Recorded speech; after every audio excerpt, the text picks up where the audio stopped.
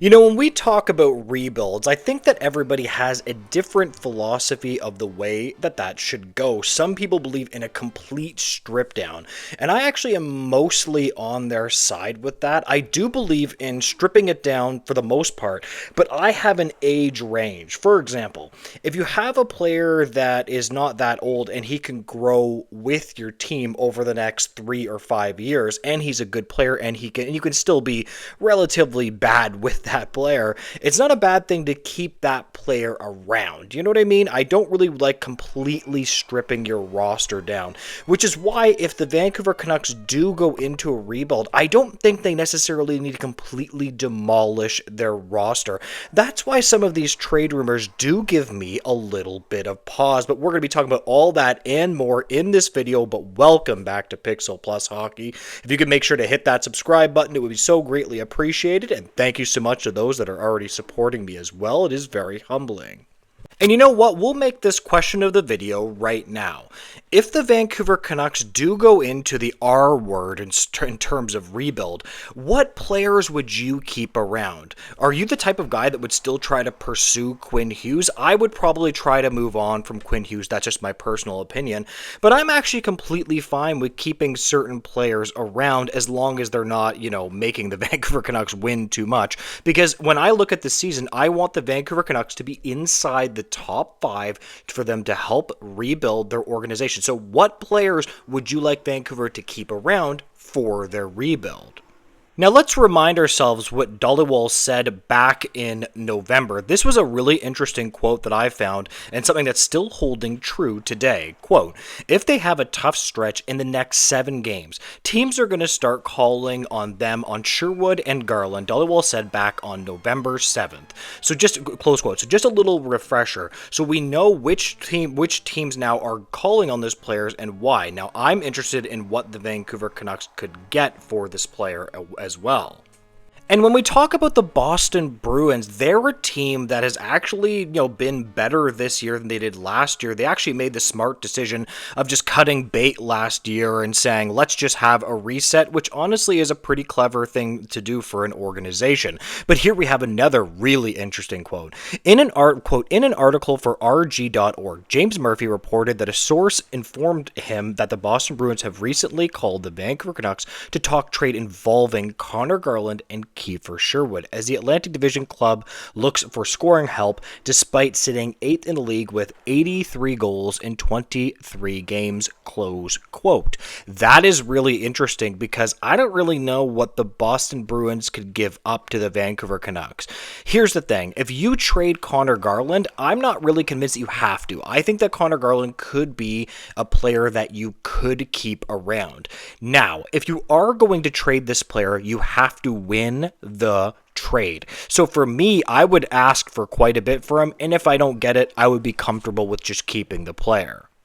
And here we have the really interesting quote that solidifies this trade rumor. They have 100% called on both players. They want scoring and believe that with some more, this team can definitely stay in the race and make some noise, the source told Murphy last week, close quote. So when we're talking about the Boston Bruins, I wouldn't say I'm personally convinced that they are, a noise-making team, if you understand what I mean. Like, I think that they're fine enough, but I don't really know if they should be giving up a lot of assets. But what I would be looking for is some serious players back. Now, if I was the Vancouver Canucks general manager, I don't know about you guys, but I would probably look for a James Haggins. Now, I know, it's going to be very hard to get Haggins out of the Boston Bruins, but if you could get both of those players, and honestly, I would be considering to give up even more to pry Haggins out. If they really believe that this team can make some noise in the playoffs, well, why wouldn't they consider giving this player up? It's definitely a lot to ask, but from my eye, I just don't think that they should give up a player like Garland and just get essentially nothing that's really going to help them in return. That's what I want the Vancouver Canucks to avoid. Like, if you're not getting a trade where you're like, oh wow, that's like definitely going to help us, because we have a player here, center, shoots left. He's a bit small and diminutive. 37 points in 37 games, 16 points in 14 games in Boston College. Really, really, really nice player. I really really quite a bit like this player a lot. Like, he is in a tier of his own. I understand his production in Boston College. You might figure that it should be better, but this is a player that I would personally target. Now, I'm not expecting to actually get him, but my take would be a first round and a top prospect. Maybe you might be able to get one of their lesser prospects below Hagens.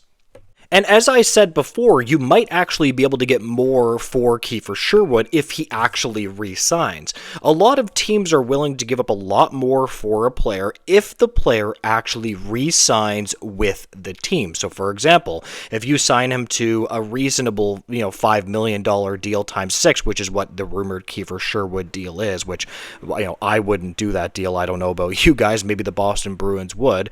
And you're able to give up the, Connor Garland, which would actually make the Boston Bruins a pretty deep offensive team. Perhaps they would give you something serious back. I understand Hagens is a little bit pie in the sky, but again, can you imagine the future of the Vancouver Canucks with Hagens on it would be unbelievable.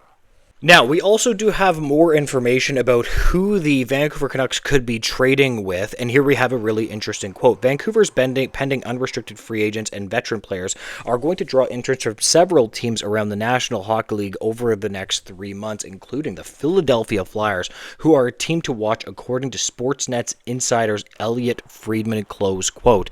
So again, when it comes to the Flyers, milk them. At the end of the day, you got to get the most for these players. Here's the thing, I always say this, if you win trades, you can make your rebuild go quite quickly, right? If you lose them and you just trade players for the sake of trading them because you have to rebuild and getting some picks that aren't really going to make a difference, why not just keep the players? That's the way I look at it, in my opinion. And then when it comes to the Philadelphia Flyers, we can talk about they have a decent amount of draft picks that are coming up. They're relatively stocked. So in 2026, they have their first, second, and third, and sixth and seventh round pick. In 2027, they have 2 second-round picks in 2027 for the Flyers. So for me, I would be looking for a first plus, right? You know what I mean? I'd probably want one of those third-round picks as well. So a first and a third, honestly, for just Kiefer Sherwood. And we already know that when it comes to Kiefer Sherwood, multiple reports are saying that he has enough interest around the league to command a first-round selection. And I'm telling you right now, firsts are always going to be more valuable. You have to trust your scouting staff and make sure that they hit on their picks and have a good scouting department. But at the end of the day, man, the Vancouver Canucks just need to do a reset. They almost need to do what the Boston Bruins did last year. Sit some guys down, say, hey, this is what we're doing, this is what we're going, and it doesn't mean that you can't compete quickly. You just need to make the right logical decisions. Anyways, guys, I'm going to leave this video here. If you can make sure to like, comment, and subscribe, I would greatly appreciate it, and make sure to have a great day. Goodbye, guys.